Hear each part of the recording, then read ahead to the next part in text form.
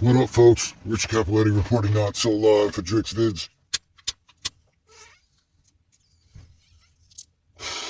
May 17th,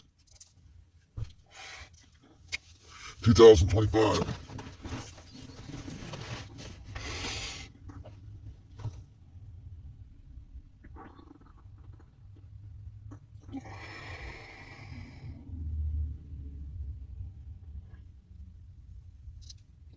Special day today. Special day. I'm gonna have to record out here more often. It's more fucking quiet. Not all the fucking chaos inside, all the noise, TVs, phones, cat, dog, fucking people. I can hear myself fucking think.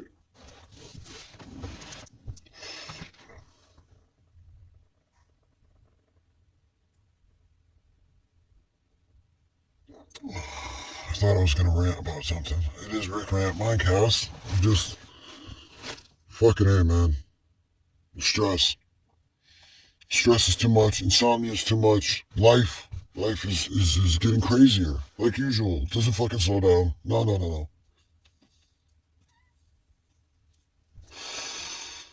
Just like them fake assholes out there. They don't slow down. They don't slow down. Fucking liars. You spend most of your life calling these fake fucks friends. I mean, not all of them. I'll tell you that. I've got some solid fucking friends, and I'm not trying to, if you're out there listening and you are one of them solid friends, and yeah, you know I ain't talking about you. You know who I'm talking about.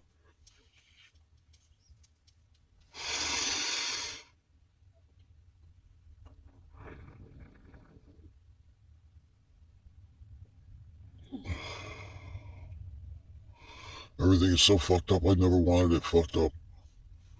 I never wanted this.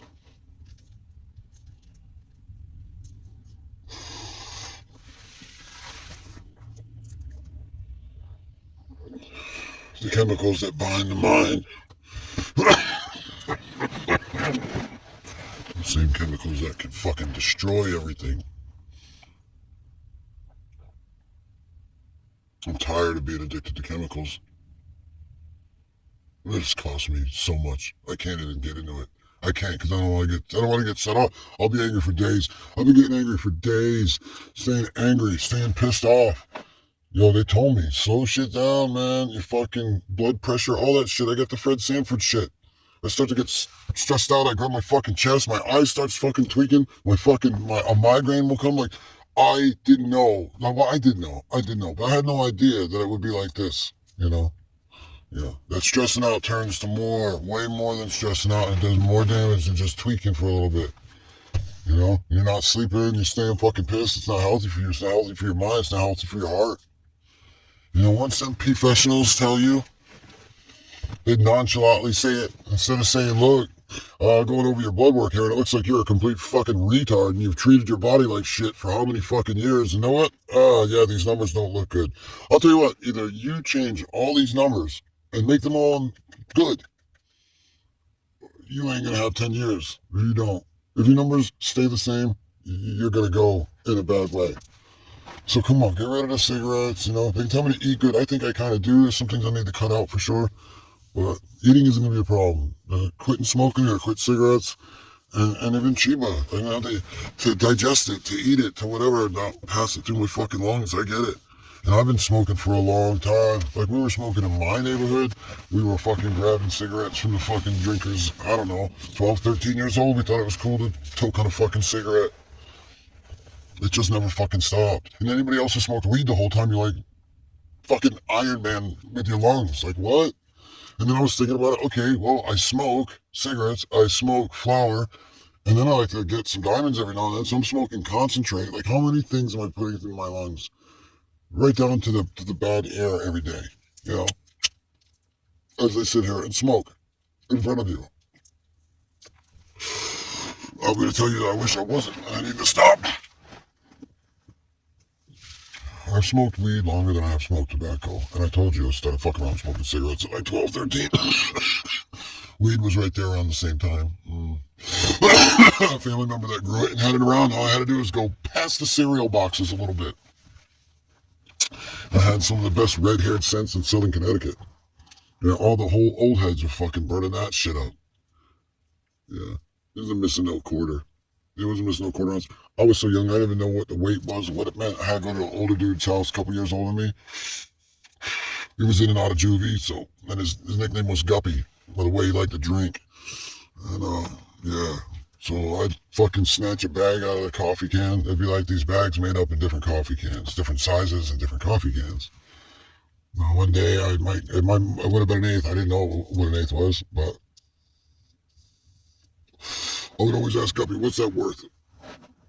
You know, it is drugs. It is in my pocket, and I want to know what it's worth. If I get caught with it, I'm going to get fucked up. Not only do you go to jail down there at the time, but then dealing with the owner, would be a great time. For what? Owner would be a great time. Oh yeah, so I grab a bag and skip 3 blocks down in the neighborhood, residential neighborhood where my gram lived.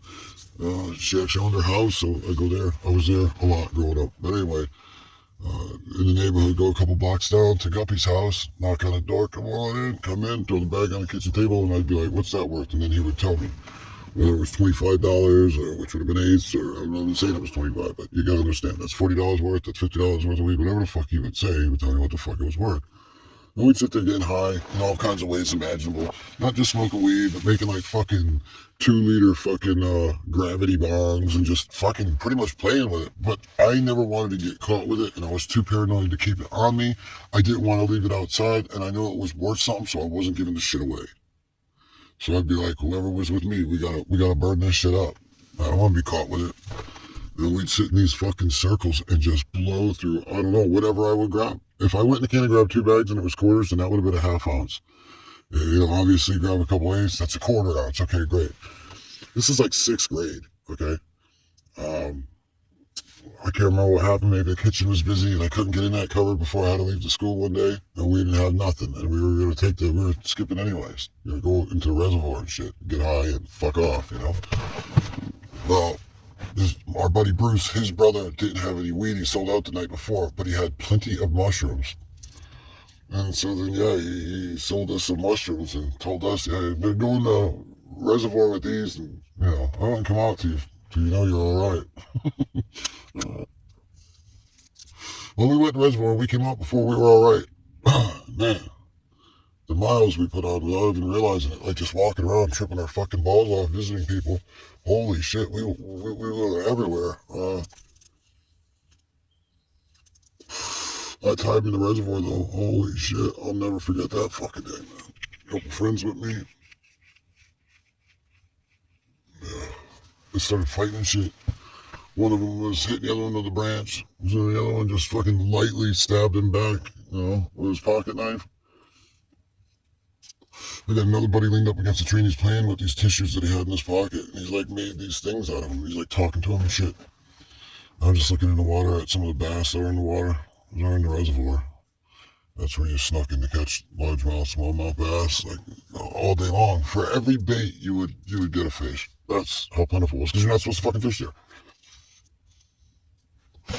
Yeah, I don't know how I got in that story, but that's, we did that. Let's not go to school and let's just smoke weed a lot.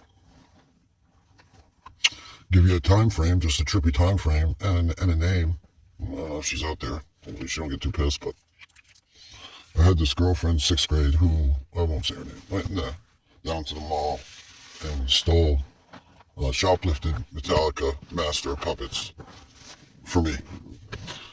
And when she got out of school, she had it with her. She wanted to give it to me in school, but obviously I was skipping school smoking weed with my other crazy buddies there. And I remember when she handed it to me, more how happy I was. I had heard it, but then to own a copy. Must have been on cassette, I'm thinking. Yeah. First name was Roxanne.